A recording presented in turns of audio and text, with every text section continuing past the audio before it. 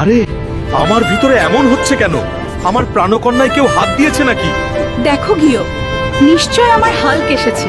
মহারাজ Hulk আপনার প্রাণকন্যা নিয়ে এসেছে। হাল্ককে গিয়ে শেষ করে দাও, তাড়াতাড়ি যাও।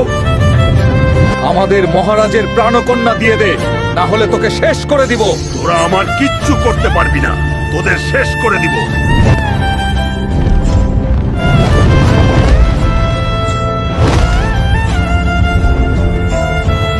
মহারাজ হাল্ক আপনার প্রাণকন্যা নিয়ে এসেছে, এখন আমরা কি করব? তাড়াতাড়ি গিয়ে মাছকন্যাকে বলো কিভাবে সে প্রাণকন্যা এনেছে। তোমার কাছ থেকে হাল্ক কিভাবে প্রাণকন্য নিল? সে অনেক শক্তিশালী, সে আমাকে মেরে প্রাণকন্যা নিয়ে গেছে।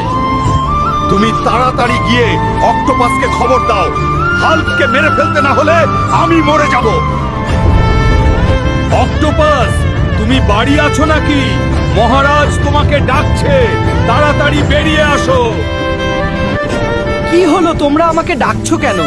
মহারাজ বলেছে হাল্ককে মেরে তার থেকে প্রাণকন্য নিয়ে আসতে। তোমরা সাধারণ একটা মানুষকে মারতে পারো না। যাও, আমি এক্ষুনি একে মেরে ফেলবো আর প্রাণকণা নিয়ে আসবো। হাল্ক কি পারবে প্রাণকন্য নিয়ে আসতে?